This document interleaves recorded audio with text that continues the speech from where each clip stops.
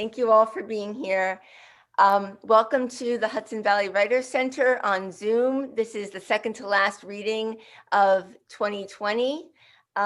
We hope you come back for our next reading with Lynn Emanuel on December 16th, and Jane Hirschfield and Rachel Eliza Griffiths will launch the 2021 series on January 31st.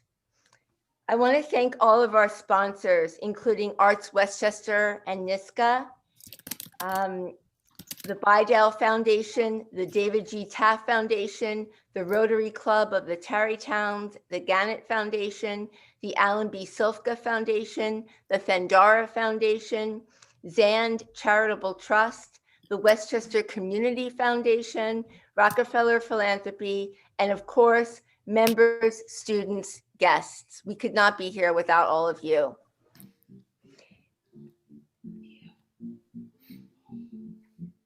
The historian Heather Cox Richardson just wrote about how her child asked her if people living through the Great Depression understood how bad their era would look to historians. And she said, no, people are usually focused on what's right in front of them, finding work, feeding their kids, trying to make it through the day. She said, it's only when historians look back can they really put the full picture together.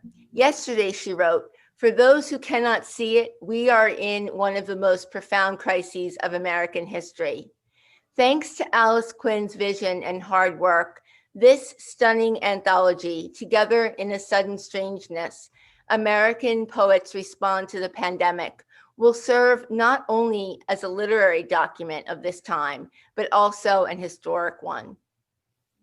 In response to the outbreak of the coronavirus and the devastating effect it has had on all facets of life for people all around the world, Alice Quinn, former longtime poetry editor of The New Yorker and immediate past executive director of the Poetry Society of America, reached out to prominent poets across the country and asked them to share new poems at this moment in time.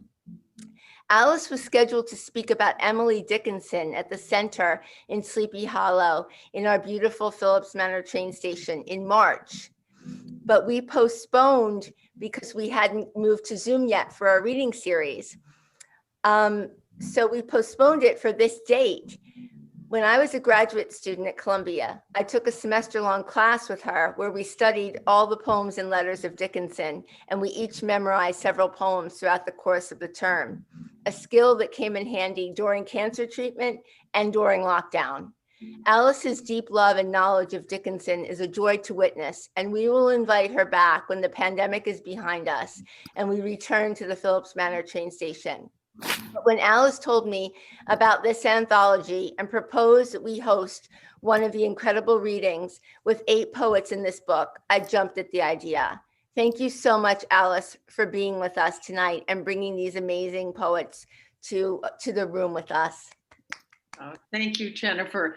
I was thinking, I think I wrote this to some of the poets, Sleepy Hollow, isn't that where we all should be at the end of a week?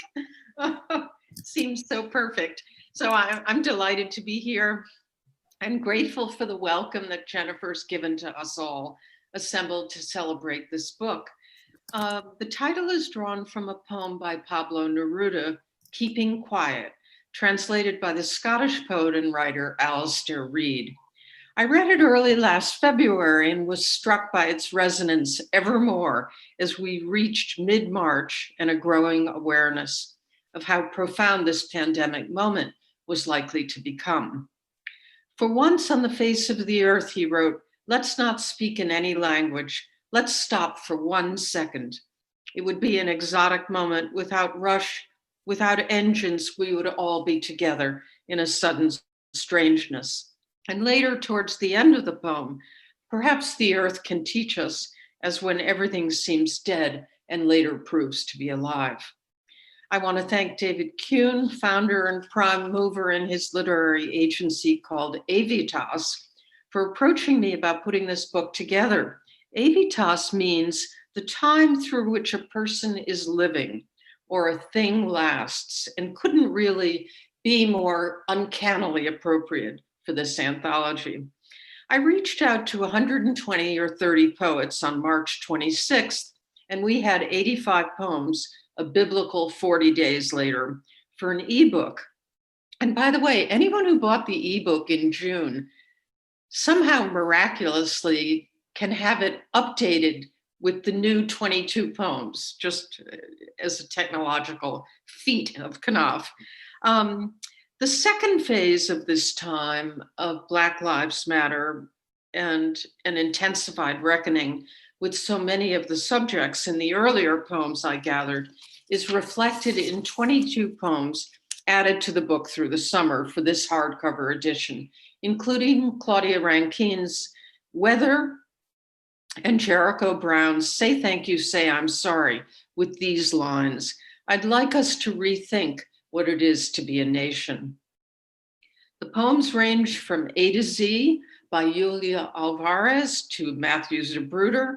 There are poems by two doctors, John Ockrent and Amit Majmudar, poems by two couples, Dee Dee and Major Jackson, and Danielle Chapman and Christian Wyman, poems by three poets with the surname Phillips, Patrick, Rowan, Ricardo, and Carl, who is with us, poems by two poets with the surname Warren, Noah and Rosanna, poems by a father and daughter, Peter and Nicole Cooley of New Orleans, poems of parents to children and by children about parents, prose poems, sonnets, a villanelle, and a poem that begins, you can't just sneeze anywhere anymore, and that ends nimbly and touchingly, I think, with a reference to the cow jumped over the moon. That's a poem entitled Vallejo by Tomas Q. Marin, because his wife says that when he sneezes, it sounds like Vallejo. So the poems range widely in mood and tone and focus, but all are most emphatically of this moment we are all immersed in and sharing. So now I'm going to let the 8 poets gathered here tonight give you a sense of the breadth and the rich rewards of the poems I was honored to gather for this collection. Rigoberto Gonzalez is going to read the poem by Julia Alvarez that launches the anthology. And I'm going to conclude our event by reading Matthew Zabruder's poem, the last in the book. Rigoberto will also read his own poem in the book, of course, Desert Lily. He's the author of 12 books of prose and 5 collections of poems, most recently, The Book of Ruin, and he's a professor at Rutgers, Newark. Please welcome Rigoberto Gonzalez. Thank you very much. And thank you very much, Alice, for this invitation and for everybody for joining us tonight. I chose the Julia Alvarez poem because I love the forecasting of the end of the tunnel, the light at the end of the tunnel, which the poem was written April, May. So it just says something about the poet and the power of this particular poem to see the end of this plight that we've been enduring all these months. How will this pandemic affect poetry? Julia Alvarez. Will the lines be 6 feet apart? Will these hexameters be heroic like Homer's? Will each word have to be masked? Will there be poetry insecurity? Will there be enough poetry to go around? Will poems be our preferred form of travel? Will we undertake odysseys searching for the Ithacas inside us? Will poetry go viral? Will its disease infect us? Will it help us build antibodies against indifference? Will poems be the only safe spaces where we can gather together, enter their immense silences, see snakes slithering in sight to sting us, listen to nightingales singing on the boughs of odes, hark, a lark in terzarima, a hawk in haiku? What if only poetry will see us through? What if this poem is a vaccine already working inside you? I had a very different disposition at the time. Julia was writing this wonderful, very optimistic poem. So my poem is Desert Lily, and I'll just say that in order to not confront the reality of the human bodies and its toll on us as individuals, I focused on the absence of those bodies. Desert Lily. This white dress will not be worn again, says the wind, and dress lets go of its fondest memory, clinging to the clothesline as it made believe it was a kite. How it soared gull-like through the sky, how it cast a shadow independent of a body and escaped the human grasp like sunlight or a butterfly. The past is a prison anyhow, as our names, says the wind. The wind arrives not because it's called, but because it's forgotten. When it wails, it mocks the old women who cry for the things they lost. This white dress will not be mourned, says the wind, and the dress comes alive even more. The ruffles on the hem opening and closing like the valves of a heart. Pebbles and sand erode from the cloth and the white dress begins to flower once again, a desert lily that will glow with moonlight. This white dress, says the wind, belongs to no one. What strange freedom, this detachment from the living, from the scrutiny of eyes that covet or desire, from the touch and tug of human hands that value all they can possess or possibly destroy. This dress, this white dress, can invent its own beauty for a change. It can dress itself. Here, a collar made of larvae. Here, a scorpion for a buckle.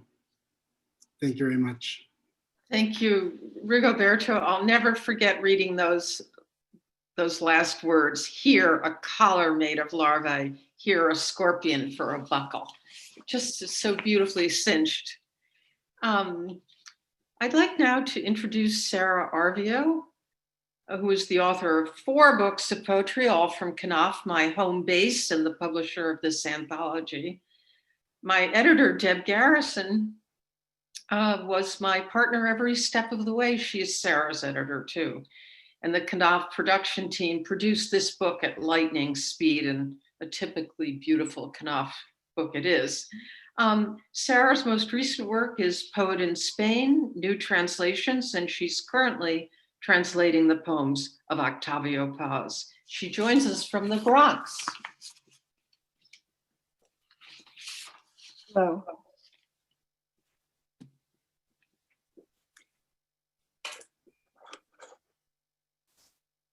Thank you, Alice. I was exposed to coronavirus on the day of the lockdown in New York. That was March 13th. 3 days later, I had a fever, and then I had 4 bouts in all, 10 or 12 days each, fever and symptoms very mild. I was in the midst of the 3rd bout when I got an email from Alice asking for a Corona poem. I scribbled it right out that moment. The images were already in my mind. Since Corona means crown in Spanish and Italian, I had already begun calling it the crown virus. And I was making a joke in my mind. He crowned him. I think that's a now dated way to say he hit him on the head. It doesn't really come into the poem. I had noticed when I saw the photograph of the globe-shaped virus, first, that it resembled a skull. Second, the delicacy and jewel-like quality of the flower shapes. And third, how much it looked like a spiky. A spiky is a soft plastic ball with round points coming out all over it, also in soft plastic. It's a toy. I was also impressed by the presence of wind, or the lack of wind, and its relationship, of course, to life and death. There's a lot of wind in the Bronx where I live, high up on the concourse. I had gone out to a pharmacy down the hill, and when I returned up the hill, the wind went out of me all at once, like wind out of a sail. I was winded. By the time I got home, I was feverish again. By that time, I had been in lockdown, as we all had been, for 5, 6, or 7 weeks, and I rarely saw anyone other than the delivery people, the true frontliners. Here's my poem. I have the beautiful book here, but I'm going to read it from the page, copy. A bloom on my crown is not what I hoped. One of the crown jewels, maybe. Or a small flower on the head of a pin, or on my own head. Or many small flowers sprouting from an egg. Alas, the crown is sometimes a spiky, rolling you down to the end of life, with a soul like a great spot of air, straight from your lung to the lung of God. I'm glad to know it's going to the sky, where wind tragically belongs. I hear the springtime birds cheeping and nesting among the bricks. I bless the delivery girls and boys who come to the door bringing everything a person could need to live her life, except the air and the wind and the brush of a hand, or the breath of a friend or lover, wearing lungs like wings, hinged and full of air. And day to day, there's no certainty of another day, though this has always been true from the beginning of life, wherever life began in the eons and epochs, wherever life sprouted from the slope of the world, from the crown of the head of the world, in tiny, infinitesimal, tiny, and abundant blooms. Thank you. I will now read a poem by Forrest Gander.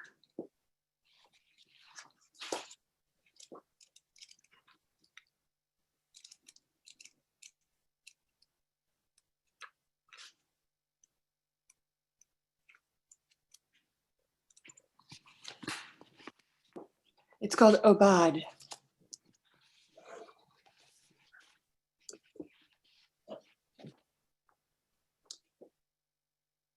Can you hear dawn edging close?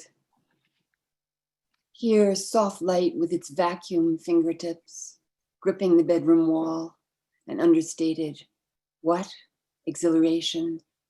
Can you hear the voices, if they can be called voices, of towhees, scratching in the garden, and then the creaky, low, husky voice flecked with sleep beside you in bed, telling of a dream slowly, as though in real time, and now interrupting that dream.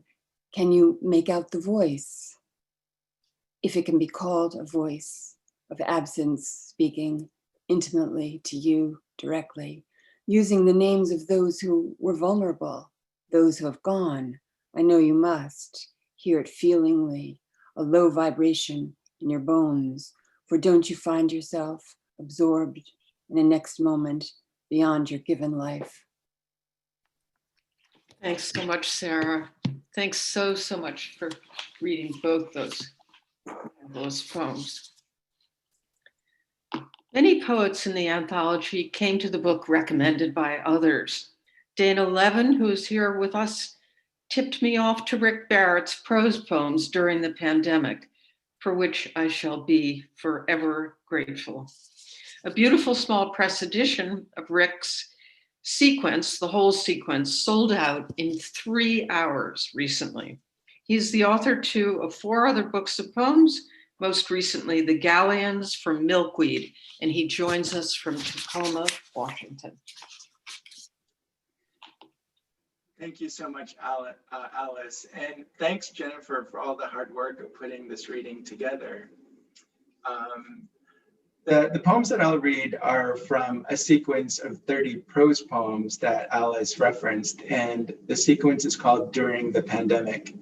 And 8 of the sections in the full sequence are in the anthology, and they were written in March during the very dark heart of the first surge. And I'm going to read 4 poems from the 30. And I'll mention that each poem begins with the phrase, during the pandemic. During the pandemic, I watched the weather. The sky brought forth its clean clouds. The trees put forth their green like store awnings. You could go online and look at places in every weather, but I loved best what was ours. Rain so hard it sounded like a crowd. It was ours, like a postcard in the mail or the sparklers on a cake. It was spring, a rash season. Then there was the sun on everything. The sun never knew how great it was, the architect said, until it hit the side of a building. During the pandemic, I knew each neighbor by one thing. The neighbors above, the baby. The neighbors below, the dog. Someone down the hall, fried fish. Someone else down the hall, the opera when their door opened. I made my rooms quieter by standing in the middle of each one, my mind moving intently, like an old man in slippers. I wondered what one thing the neighbors would know me by, what truth and inadvertence could betray. During the pandemic, I went outside as into an abstraction, every body a vector, every public space a possible inflection point, the very air a moral injury. But there was no abstracting this. The bus driver died, the shoemaker, the chef, the playwright, the nurses and the doctors, the ambassador, the princess, the leader of the band, the scholar of Derrida. During the pandemic, I had days when I felt I was by myself on a shore drained of the tide, dragging a stick across miles of wet sand. There were also days when I was a boy again, sliding down a snowy hill on a flattened cardboard box. And there were days when I remembered the teacher who made us memorize a poem each week. And when we asked why, she said we might one day find ourselves in a wreck at the side of the road, and we would recite these poems to stay alive. I'll mention that the old teacher that I mentioned in that last poem is my wonderful undergraduate mentor, Annie Dillard, who made us memorize a poem a week. I'm now going to read a poem by Ellen Bass that's also in the anthology. It's called Still Life. It won't last, of course.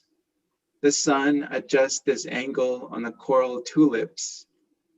Even now they're spinning away. But oh, these open mouths reach out on their supple stems, revealing yellow throats, golden pistil and black anthers wheeling. They ride the air, louche cups of emptiness, satin feathers, parrot-colored curtains. They billow, they plume, dreamy sails, slack bells. They lift and tremble at the slightest shift. Even my breath sets them nodding. For a minute, maybe two, they dwell and crest. Then the planet's stream takes them with it, and the shallow pond of light is gone, except the tip of one petal, still catching the sun. Thank you for listening. Thanks, Rick, so much. Stephanie Bird is here from Cambridge. She's a professor at Harvard and a distinguished literary critic, also the author of several books of poetry, most recently After Callimachus from Princeton University Press, Translations and Adaptations of the Ancient Greek Poet. Please welcome Stephanie.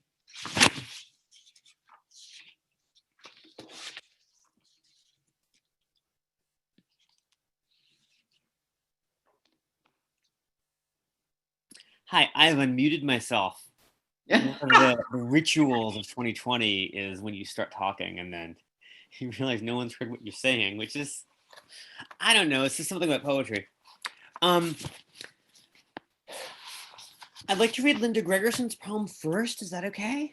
Sure. Is that legit? Yeah, she's really good.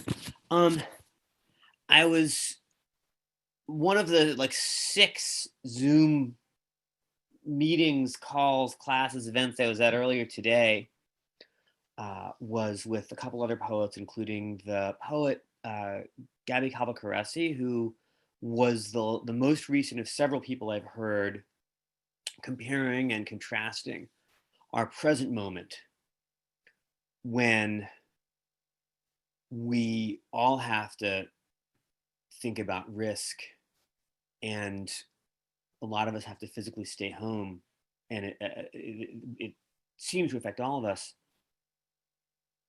to the moment of the first wave of the AIDS HIV crisis in the 80s. So Linda Gregerson's poem has the title run right into the first line, like in Marianne Moore. And I'll start with the title and read the poem. If the cure for AIDS, said someone in that earlier pandemic, were a glass of clean water, we couldn't save half the people here. If half the workers at Tyson Meats come down with the virus, we still have a plan for protecting the owners from lawsuits. If the phone in the farmhouse rings when it's long past dark and the milk, if the tanks in the co-op are full, if milk dumped into the culvert makes you think of death, my neighbor drove to Lansing in his pickup. I expect you've seen the photos too. The State House floor, the rifles. He had just culled half his herd. And while we're casting about for ways to summon normal, I've been watching footage of the day-old chicks. The 116,000 buried alive. It seems we can't afford the feed, or can't afford the falling price of chicken. I'm mostly confused by the articles meant to explain. Look at the spill of them, dump truck into the pre-dug ditch, the muling yellow spill of them. Still in the down we find adorable. Red earth, impassive skyscape, skittering bits of agitation on the body of the whole.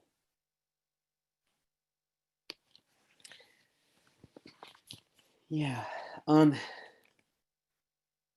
So that was serious and regional and local and national and kind of great. And it's an honor to be part of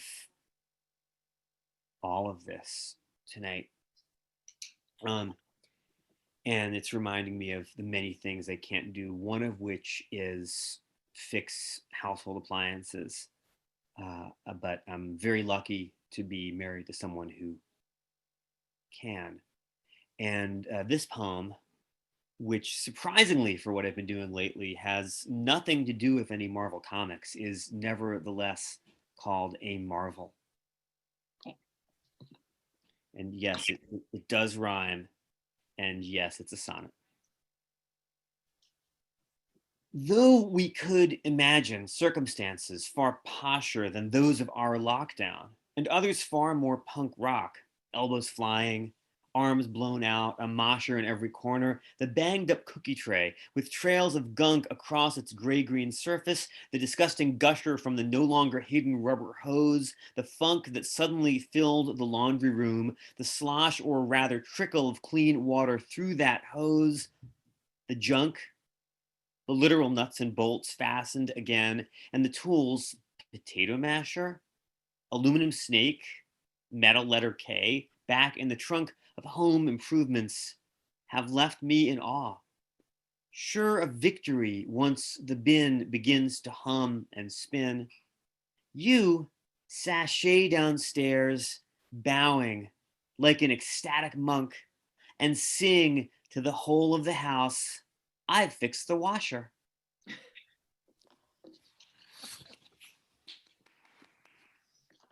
Thank you, Stephanie. Thank you. Now I'll introduce Tim Donnelly, whose most recent books include The Problem of the Many and The Cloud Corporation, winner of the 2012 Kingsley Tufts Award. He teaches and is my cherished colleague at the School of the Arts at Columbia University. Thank you. Thank you so much, Allison. Thank you, Jennifer, for putting together this reading with Allison. I can't resist the chance to say that I too was in the room for Alice's famous epic seminar on Emily Dickinson, and I still have my poems memorized as well. So thank you, Alice, for that. And also for this, I'm going to read the poem of mine that's in the anthology, and then I'm going to read Claudia Rankin's poem. My family and I live in a unit in a converted rectory here in the Brooklyn neighborhood of Carroll Gardens. And the bedroom window in the back of the building is quite high up and it faces the harbor. And early in March this past year, the wind was so strong, it was impossible for me not to imagine that I was actually on a ship maybe, or in a turret, or in some other way escaped from what was at that time only just beginning to happen. And I wrote this poem in response to that fallacy. Weather heard as music. Tonight, a great night wind blows hard against the building, as if we were at sea, as if we were at war, and I, some royal personage, kept far from care, a softness among the battlements, gold white worm, floating with ease through the infected air, solemn parade, the high-pitched ceiling painted blue, then decked in stars. A shame so many should have to pay for my effects. They never last. I must represent a thing of value. Don't go through with it, don't go through with it. But even now I can feel it is myself who slips away. And there is no great truth I stand for, no great meaning. It is only the wind. And there is no great truth I am serving, only details of the minor things that befall. Cake crumbs on the tabletop, rubble waiting to be poked through a little further before the froth of the wave comes to shuffle it off into the dark, indescribable deep, where I dissolves so unorchestratedly by the time it all unfolds into some new form of life. It has long since washed ashore like a family member, hovered over until recognized. And this is Claudia's poem. It's called Weather. And it makes reference to a famous and famously enigmatic note that was found in one of Nietzsche's notebooks. I have forgotten my umbrella. Weather. On a scrap of paper in the archive is written, I have forgotten my umbrella. Turns out in a pandemic, everyone, not just the philosopher, is without. We scramble in the drought of information held back by inside traders. Drop by drop, face covering? No, yes. Social distancing, 6 feet under for underlying conditions. Black, just us and the blues kneeling on a neck with the full weight of a man in blue. 8 minutes and 46 seconds. In extremis. I can't breathe gives way to asphyxiation, to giving up this world. And then mama, called to, a call to protest, fire, glass, say their names. White silence equals violence, the violence of again, a militarized police force tear gassing, bullets ricochet, and civil unrest taking it, burning it down. Whatever contracts keep us social, compel us now to disorder the disorder. Peace, we're out to repair the future. There's an umbrella by the door, not for yesterday, but for the weather that's here. I say weather, but I mean a form of governing that deals out death and names it living. I say weather, but I mean a November that won't be held off. This time, nothing, no one forgotten. We are here for the storm that's storming because what's taken matters. Thanks, Tim. Thanks so much. You know, most of the poems in the book were not previously published, but Claudia's poem and Jericho Brown's poem were both in the Times Book Review, and there were several magnificent poems chosen by Kevin Young in the New Yorker too. So now I'm going to introduce Dana Levin. Dana's fourth book is Banana Palace from Copper Canyon Press. She is Distinguished Writer in Residence at Maryville University in St. Louis. And she joins us from St. Louis along with Carl Phillips. Hello. I'm going to start by reading the poem by Eliza Griswold. I just love how spare and musical this is, and I find it sort of piercing in some way I haven't parsed yet. It's called 6 Months from Patient Zero. Nothing is new. We fear one another without wanting to. Uncertain who is solve and who is threat. Every honest answer is not yet. As avatars, we've grown more intimate. I prefer my avatar to me.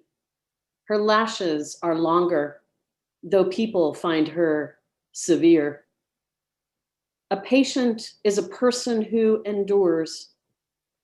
To be patient is to be willing to endure, to forbear.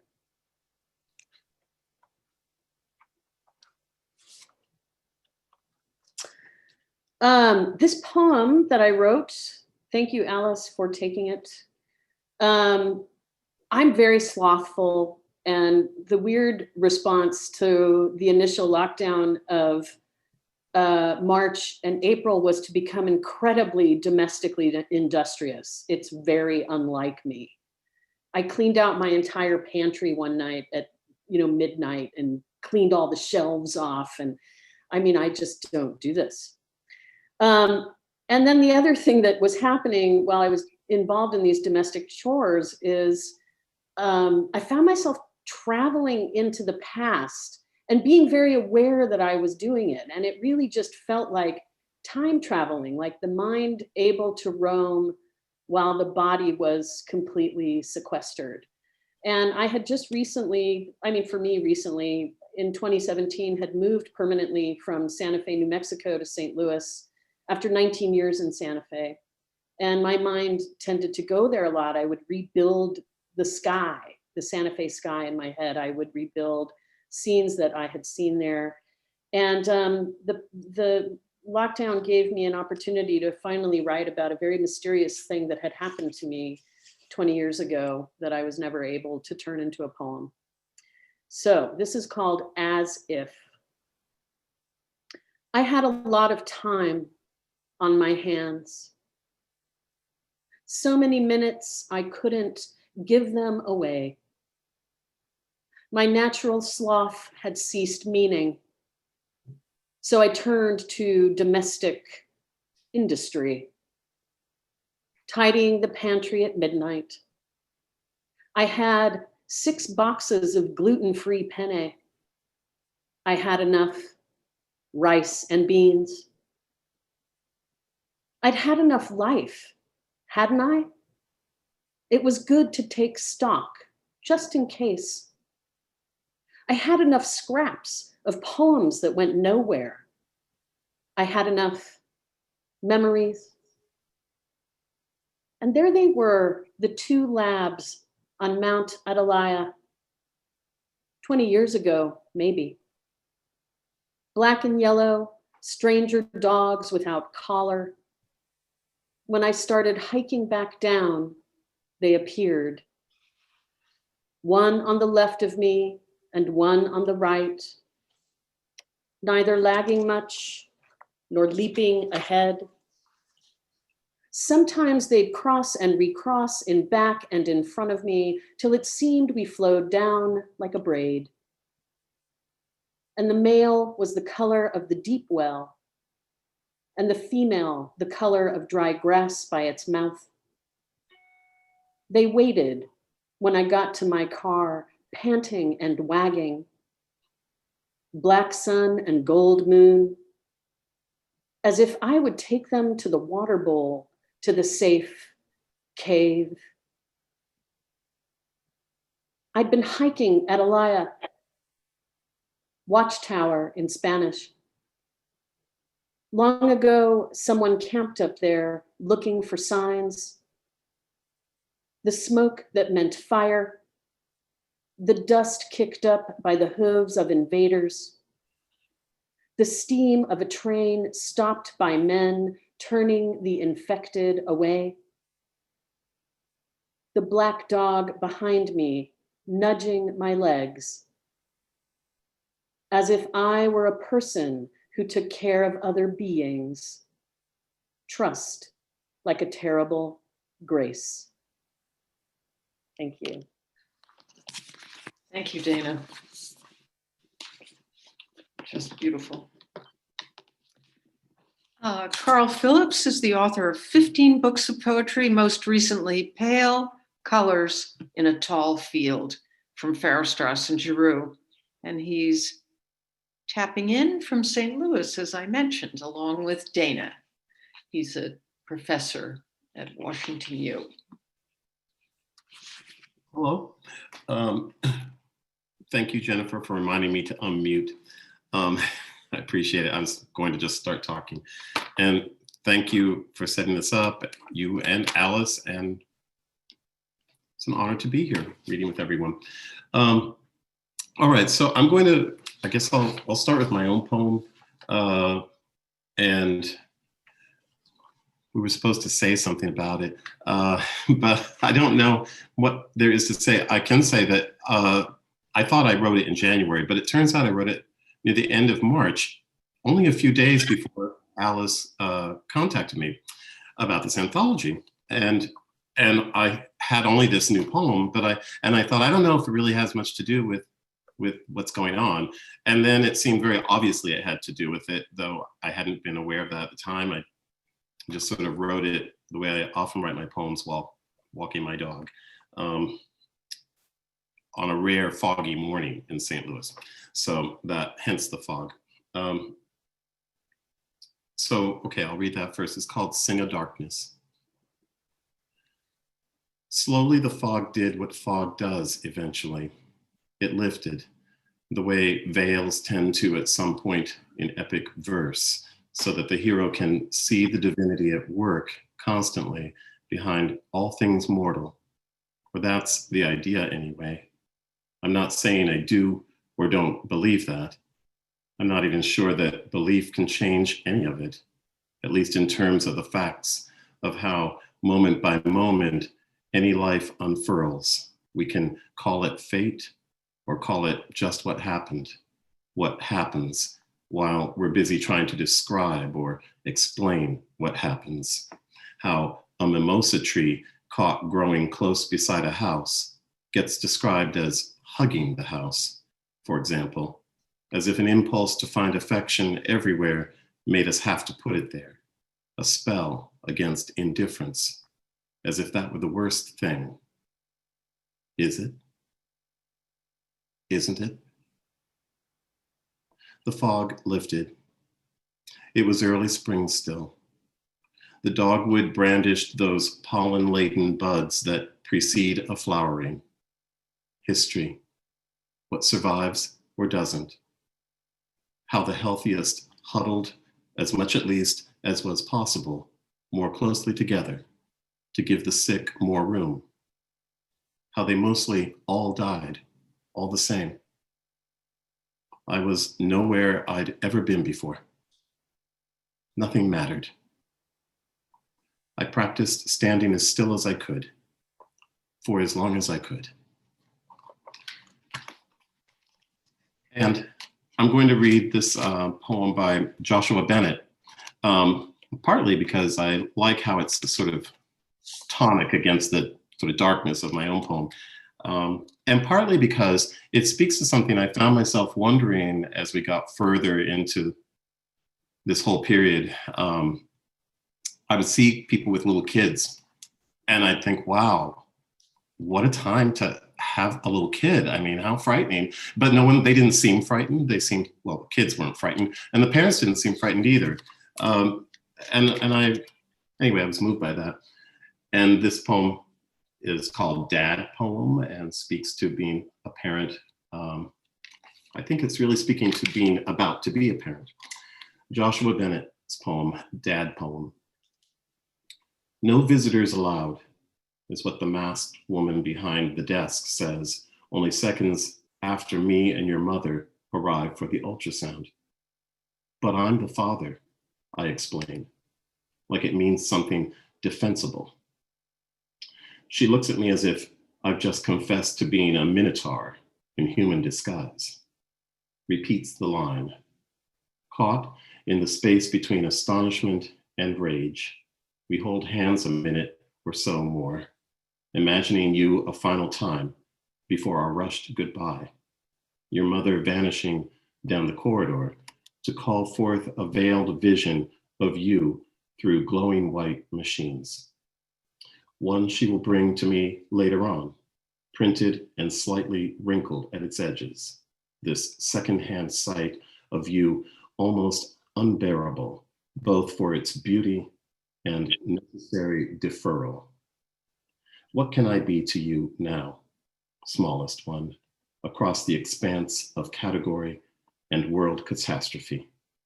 What love persists in a time without touch? Thanks. Carl, I'm happy to say that that baby is now a month old and is named August Galileo Bennett. I'm going to introduce kathapollitt now. Kath is the author of 3 books of essays. She's also a columnist at The Nation with a devoted readership, as well as a collection of personal essays entitled Learning to Drive and Other Life Stories. I was the proud editor of her first book of poems, published by Knopf in 1982, Antarctic Traveler, winner of the National Book Critics Circle Award. Her second collection is titled The Mind-Body Problem, and she joins us from Clinton, Connecticut on the Long Island shore, which I know very well because my family had a house there for 40 years. Welcome, Katha, from Shore Road. From Shore Road, yeah. So thank you so much, Jennifer and Alice, for putting this together, for putting the book together. It's really wonderful that out of all this dreariness and danger and death and lucky escapes, something really good can come. And poetry is one of those things. My own poem, I'm going to read a poem. I'll read my own poem first, and then I'm going to read a poem by Alexander Heyman, who I didn't realize was a poet. He's a Bosnian American writer. And I didn't realize he wrote poetry. I knew him as a novelist and an essayist. But here he is. He wrote a poem, and it's one I really like. So I'm going to read that one. But first, I'll read my own poem. I wrote this. What is most interesting to me about this poem is that I wrote it quickly. Usually my poems take forever. But this one, Alice called me up and said, oh, well, I invited you to contribute to this anthology. Where were you? I said, oh, did you? I didn't get that email. And she says, well, if you can turn in something by Monday. It was Friday. I said, oh, I can do that. And I did. So I'm very proud of myself for speed. So here's the poem. And all I'm going to say about it is, you know, I guess I wrote this poem in a mood of anxiety, depression, and rage. Living in my apartment on Riverside Drive, and the only thing you could do was go to a very crowded grocery stores and feel you were taking your life in your hands, or take a walk in Riverside Park. And both of those got pretty old pretty fast. So here's the poem, and it's called Plague Poem. Perhaps it is best that we go away now. Bundle up our tyrants, lies and balloons, our screams, long nights in front of TV with a beer and takeout, furtive ecstasies in hotel closets. We could just leave quietly, ignoring the ghosts of our fathers, striding through the mists in their clanking armor, babbling about justice and the glorious future. The swans and dolphins will not try to restrain us. A poet should praise the world. Good luck with that. I've stopped following the news. Perhaps when we are gone, the mythological animals, dragons and griffins, the beautiful lonely phoenix, will come out of hiding and loll on the empty benches in the park that shimmers feverishly below my window. So that was cheerful. And here is Alexander Haymon's poem, which is also, I'm sorry, it's going to take me a minute to find it, which is also cheerful. And it's called The Future of Everything. There will be everything, my father used to say, except for us and our lives. This world will look the same trees, clouds, neighborhoods, and plains, but we will not be around to see any of it. This very home will have the same walls, except none of us will be sleeping within. Inside these clothes, there will be nothing. A vacant shirt and suit will stumble forth instead of me, instead of this aching body in search of memories to fill what's emptied. No one will remember us. No one will recall, because no future will ever notice we are gone. Give me your hand then, so I can hold it, my boy. Thank you, Katha. Thanks.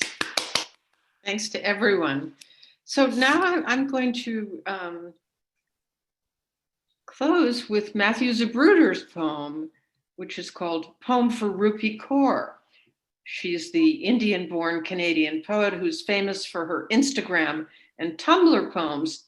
And Matthew wrote this poem in really in homage to her, feeling that she often gets a bad rap. Matthew's an editor-at-large at Wave Books and the author of several collections, including the recent Father's Day. His book about poetry, called Why Poetry, is one of the best on the art by contemporary. It is really, really entrancing. It's called Why Poetry. And this is a poem for Rupi Kaur. Lying in bed at 3 a.m., listening to him cough in his bare pajamas is not fun. There's no joy right now or ever now that I know. My heart lives outside my body, in him and the grass and my wife, because you wrote defeated eyes. I know you understand how I feel when I say the high fever of night. There are no defenses. Again, I do the math. Will I live long enough to see him thrive? In what sort of world we are living, not in, but on, you know what I mean. One of the continents is on fire. You are not wrong to think in poems we can solve something complicated. A lot of things are not information. Here in the middle of complicated night, it has become clear we cannot trust the central metaphor, which is we are children, though it is true, we are not safe anywhere. I love my son, his little bare pajamas, my wife, the grass, the ends of poems. So Jennifer, thank you so much for having us all. I love looking at everybody's environments, the background that Stephanie's got and Katha's purple scarf and the beautiful wallpaper of Tim Donnelly and your cascades of hair, Dana, and that incredibly charming drawing behind you, Carl. Did you do that drawing of a dog? Can you? I did. It's for my prosody class. I'm teaching a graduate prosody seminar, and I wanted to keep it light, you know. And you did that drawing? Yes, I draw cartoons. It's one of my, many skills. Yeah, well, it's very charming. Really charming. Thank you. That's good.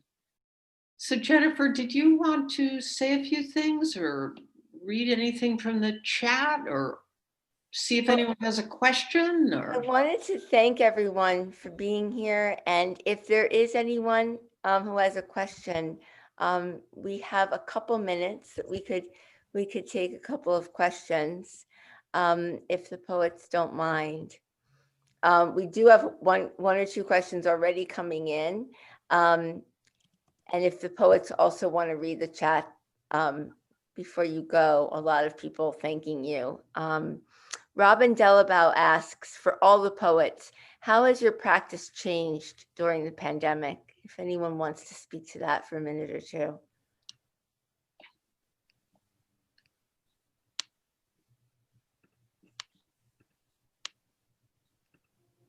Hello, shall I say something?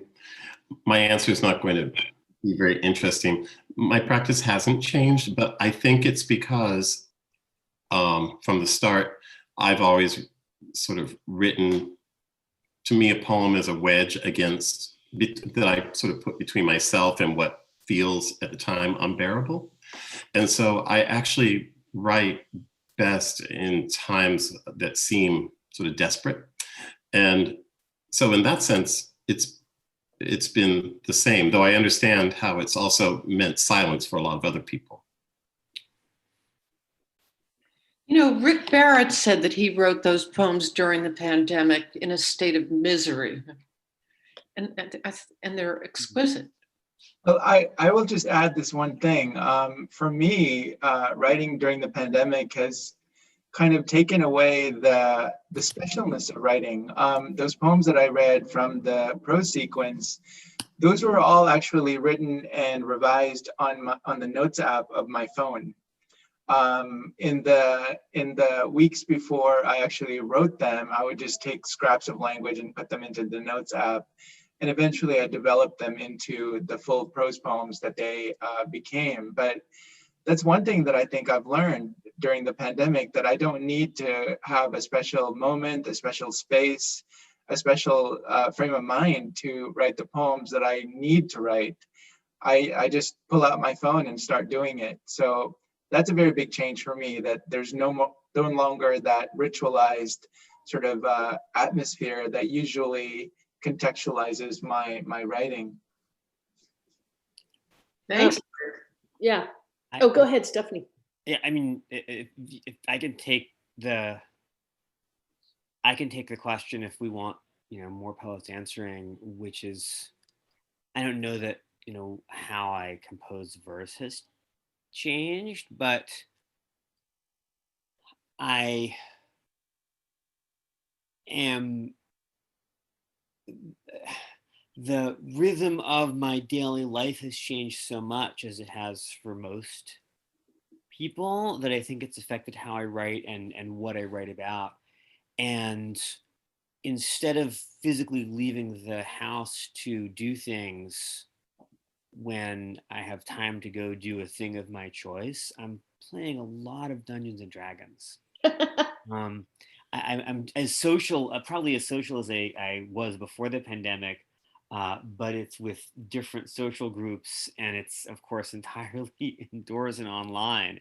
And so I'm thinking more about literary endeavors as a shared narrative, and about how to create through lines in poems that strangers can follow as their indirect result of the pandemic. As a direct result of this stuff. Oh, you can't even see it, but it's a Dungeons and Dragons. But yeah, your results may vary. Good. There was a question about if somebody had a poem that they started before the pandemic and then the pandemic happened, and what was that question? Is that it? Pretty much. M.A. Scott in the chat. Yeah. So I had scraps that were sitting around, and there's a really great new online magazine called Guest House that's edited by a young woman named Jane Huffman. And she and her old mentor, Diane Seuss, got together to do a special pandemic issue of the magazine and they asked if I had anything. And I started looking at my scraps, and I realized that I had these scraps that absolutely spoke to the moment. They were just scraps that were waiting for a reason to be. And that happens to me sometimes. I've just got stuff that I don't know. I don't know. Sometimes I wonder if it's slightly oracular. I mean, I think any of us who are writing, you're opening up to intuition and mystery, and stuff will come through you. And all through 2016, I had experiences where I'd be like, I don't know why I'm working on this. And then someone would be like, do you have a poem that responds to gun violence? And I'm like, wow, I could absolutely just tweak the end of this thing in just this way. And it's, you know, it totally is about that. So, so it was more like having scraps that I didn't know what to do with. And then we entered our collective moment, and it was like, oh, I understand how to put this together.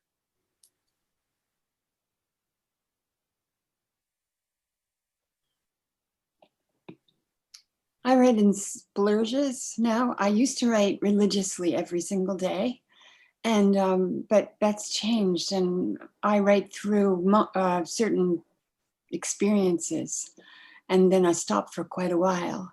And this was just a mini splurge, teeny little splurge. One poem constituted it. Thank you, Sarah. Thank you, Alice. Any other questions? Jennifer, I can't seem to see the whole of the chat without getting out of Zoom, so I can't read any of these. Okay. But you want to read a few of them? Or? Yes. We have, Eric has asked a question about if the pandemic has made the poets more appreciative and nostalgic, and how that has informed your work at all.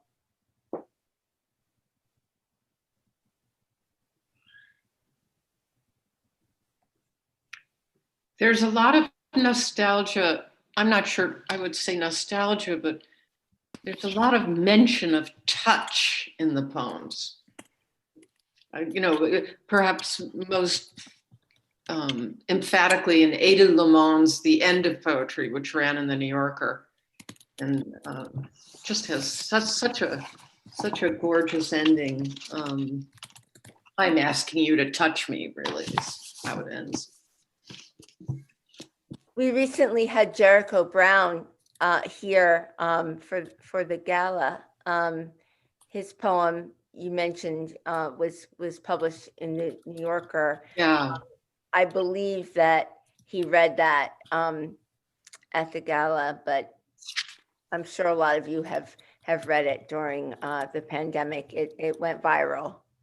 And it chimes with Rick's poem about all the people who are dying, and it has a marvelous opening. Say thank you, say I'm sorry. I don't know whose side you're on, but I am here for the people who work in grocery stores that glow in the morning and close down for deep cleaning at night, right up the street, and in cities I mispronounce, in towns too tiny for my big black car to quit, and in every wide corner of Kansas where going to school means at least one field trip to a slaughterhouse.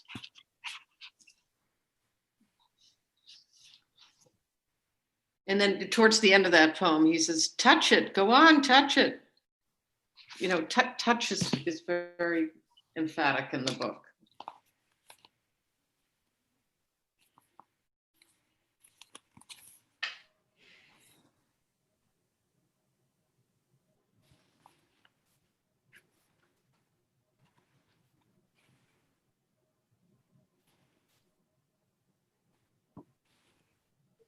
Someone was asking if do you think we're already done with pandemic poems, or should we keep submitting that?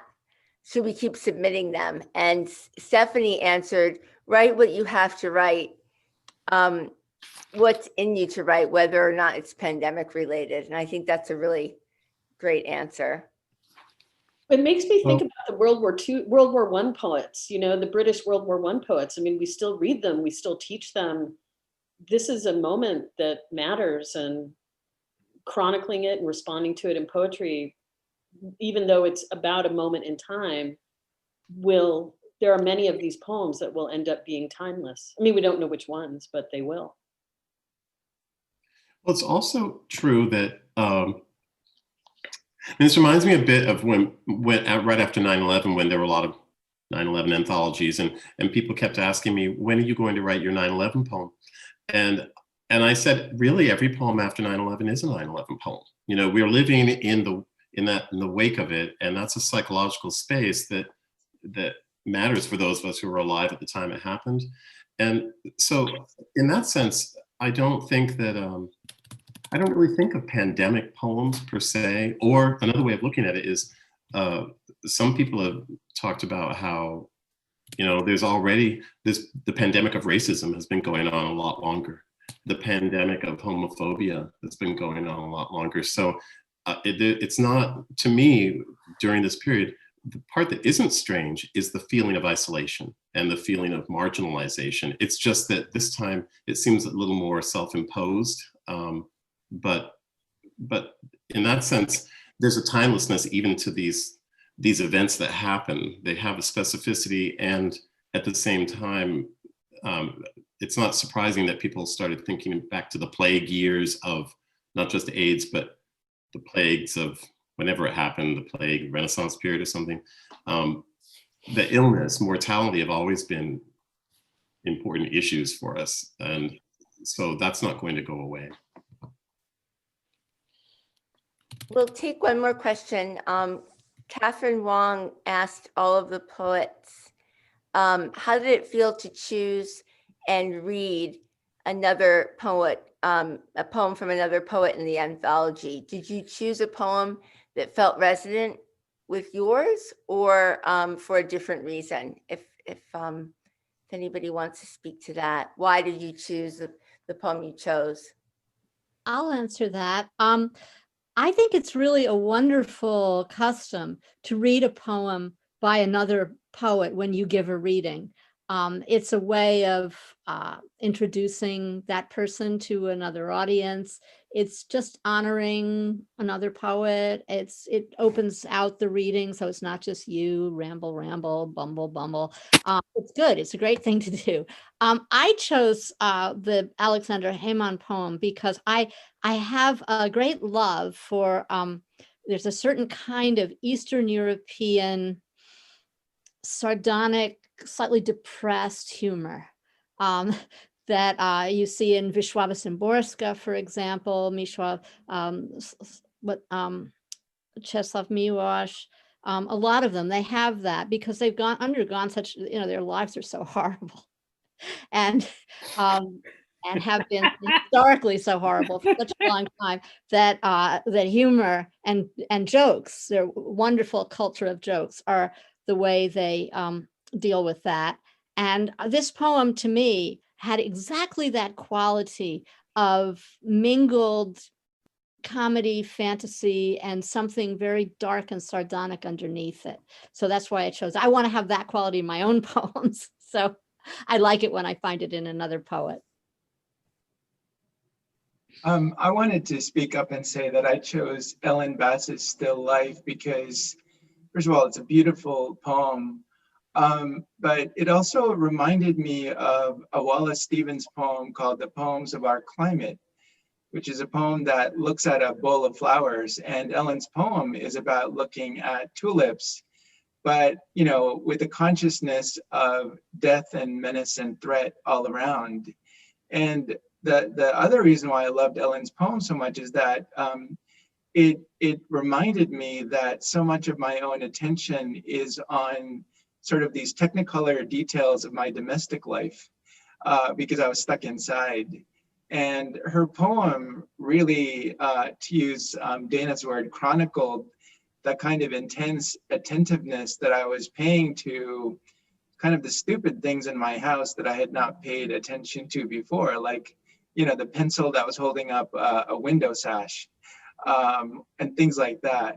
So Ellen's poem to me was thrillingly resonant with my own experience. It was about nothing and everything at the same time. I loved it with Eliza Griswold's poem. I just loved its linguistic properties. And I loved, it felt like a stained glass window in terms of its hard boundaries, in terms of its stanza breaks and its general plain diction palette, but doing really satisfying things with rhyme. And that's what drew me to it. I love the way the book is kind of becoming in this event a wonderful cat's cradle. Yeah. Thank you so much, Alice. And when is the next pandemic reading from this anthology? Well, there's one more at a Pasadena bookshop called Romans on December 11th. So just a week from now, But it's been a busy week. This is the fourth reading. We had one in Burlington and one in Point Reyes, California, and one in Ann Arbor, Michigan. And now we're in Sleepy Hollow. And Alice, you never had to leave your staircase. I know, I'm happy to be here. It's very snug. Alice, thank you so much for putting this anthology together. I mean, sometimes anthologies are hit or miss, but when I got mine in the mail and I started to read it, I was like, wow, there's so many great poems in it, and the experience of shared endeavor and shared endurance is wonderful, both as a writer and a reader. Thank you. And thanks to Margot Taft-Seaver, we've had over the last 30 years, many of the poets who are in this anthology come through to read at the Hudson Valley Writers Center in Sleepy Hollow. So hopefully all of you will come visit us when we're back up and running, when we have our vaccines, when we're back in the Phillips Manor train station. Jennifer, maybe we can have an Emily Dickinson night with a lot of these poets. That would be wonderful. That would be absolutely wonderful. Her birthday is coming up on December 10th, so December 8th. maybe I'll see some of you at her birthday party. Alice, thank you so much for suggesting this to us. And don't forget to get the anthology. You can get it at your local bookstore. You can get it at bookshop.com. Dana's holding up. Carl's holding up. The messenger is bringing poems. Yes. And keep writing, keep coming to readings at the Hudson Valley Writers Center. It's wonderful to see all of you here. And poetry is really having such a renaissance right now. So thanks to all of you for being such great literary citizens. We really appreciate all of you. And Alice, thank you for being here. And we will see all of you back here maybe on the 16th of December. Thank you all. Bye. Bye. Thanks a million.